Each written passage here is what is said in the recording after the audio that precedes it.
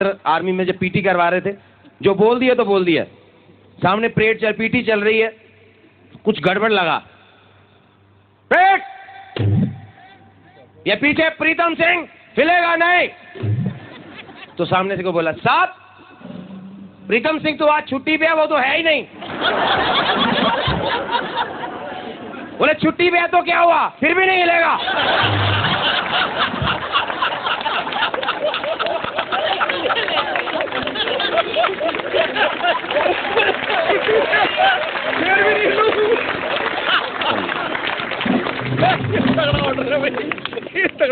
तो ऑर्डर निकला सामने से, सभी जवान अपना बायां पांव उठाओ।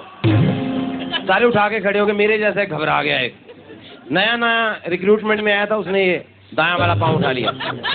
ये कौन बदतमीज है जो दोनों पांव उठा के खड़ा है?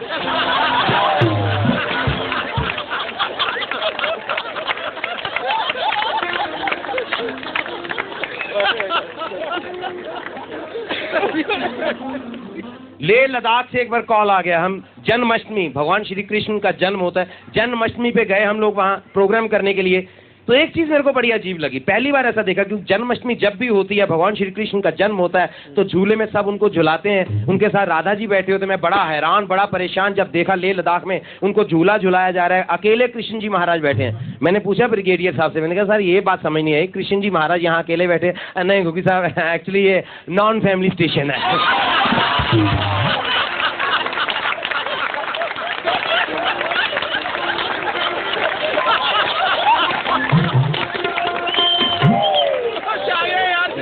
एक बार ऐसी शादी में मैंने देखा, शादी में सबसे जरूरी होते हैं पंडित जी। तो एक बार पंडित जी मिस कर गए, शादी में पहुंचे ही नहीं। शादी का लगन मुहूर्त निकलने जा रहा था, तो आर्मी वाले मैनेज करना भी जानते हैं। हमारे कर्नल साहब थे, वो भी पंडित थे, ब्राह्मण थे वैसे। उन्होंने कोई बात नहीं, पंडित जी नहीं आए तो फेरे मैं करवाऊंगा। बैठ गए, लकड़ी डाल, सामग्री डाल, घी डाल, माचिस से वो डिबिया से जला के तीली, फायर।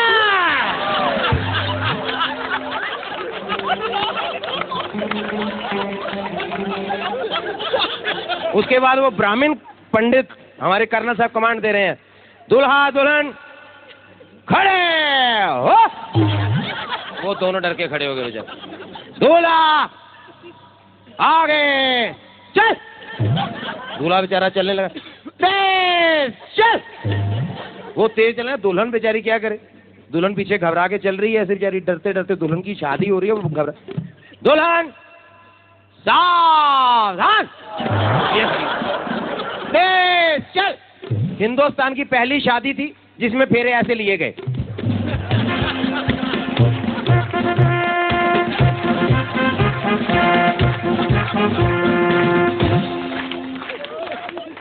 नीचे बैठ।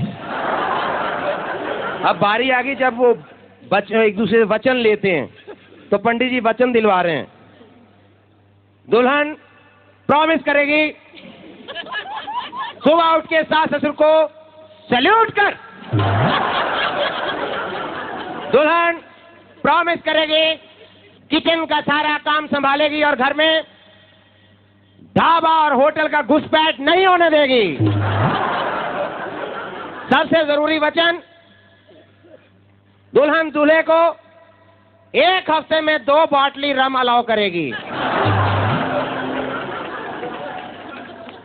अब दूल्हा वचन करेगा कि वो लाइफ में कभी अपनी बीवी पे अटैक नहीं करेगा। करे तो बीवी ईंट का जवाब पत्थर से दे सकती है। अगला प्रॉमिस, दूल्हा घर में कभी गाली बारूद का इस्तेमाल नहीं करेगा। लास्ट और सबसे इंपॉर्टेंट प्रॉमिस, दूल्हा इसी दुल्हन के साथ 7 जन्म का टेन्योर पूरा करेगा।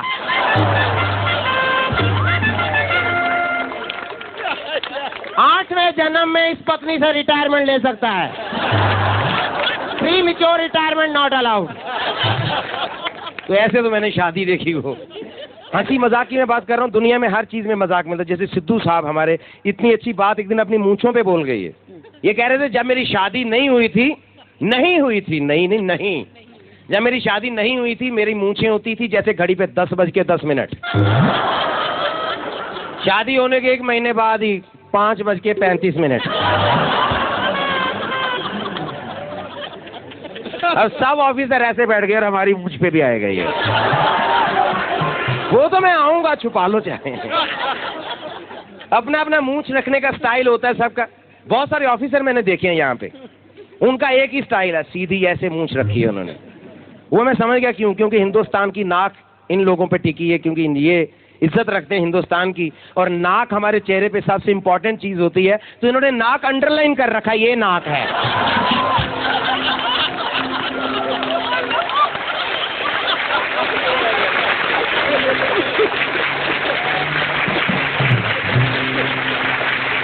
और कुछ लोगों ने अपनी मूंछ ऐसे रखी होती है, सीधी लेकिन मोटी।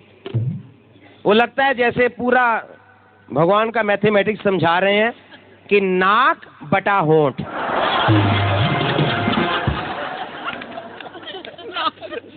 कई लोगों ने चार्ली चैपलिन जैसी मूंछ रखी होती है, इतनी सी मूंछ यहाँ। वो दूर से देखो तो लगता है कि नाक को ताला लगा के कहीं गए हैं। सब चीज में हंसी होती है। चेहरे की बात करें, कई लोगों का चेहरा हर समय रोता होता है, उनका चेहरा ऐसे होता है।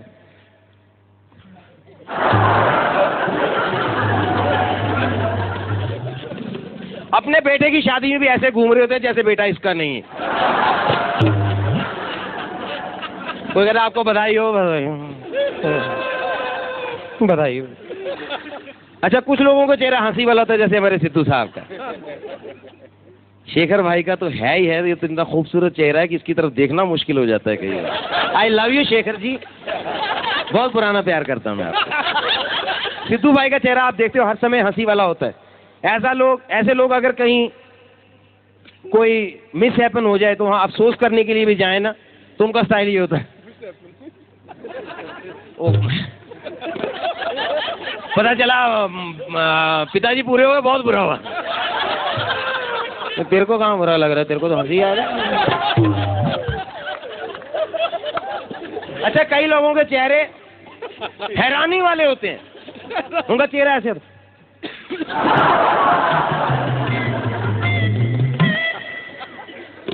ऐसा आदमी अपनी शादी में भी ऐसे घूम रहा होता है जैसे हैरान हो रहा है, मेरी शादी कैसे हो गई।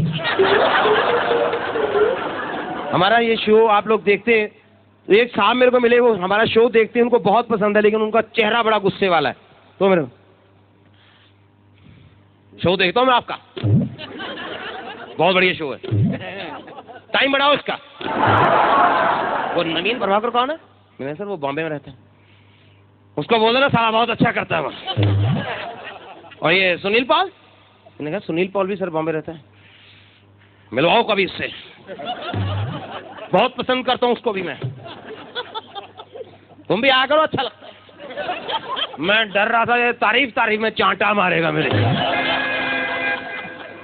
और एक आदमी जिसको शो पसंद नहीं है, वो मतलब शो के बारे में बोल रहा है, उसका स्टाइल है हंसने वाला। एयरपोर्ट पे मिला, hello Googi ji, how are you? आपका देखते हो शो? क्या है अभी शो, क्या चल रहा है वो? पहले अच्छा था, अभी तो कुछ मैं देखता हूँ 1-1 घंटा बर्बाद हो जाएगा, कुछ भी नहीं निकलता। बंद करो यार उसको, क्या हो। पहले अच्छा करता था वो नवीन प्रभाकर, अब पराक्रम सारा तो मेरे को कभी समझ ही नहीं आया क्या बोला, क्यों चला रहे हैं। स्टाइल में से हंसी निकलती है। तो ऐसे हमारे उधर नेताजी हैं, लीडर हैं, सारी जिंदगी पॉलिटिक्स में रहे, 95 ईयर्स के हो गए, पॉलिटिक्स छोड़ भी दिया, तो अभी भी उनके स्टाइल में, उनकी बातचीत में पॉलिटिक्स है। कुछ दिन पहले मेरे को रास्ते में मिले, मैंने कहा हाँ जी नेताजी, क्या हाल चाल है? क्या हाल पूछ रहा है बेटा, मुंह से दांत वॉकआउट कर गए हैं,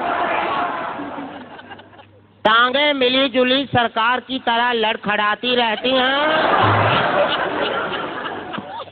पेट में लोकसभा की तरह गड़बड़ रहती है,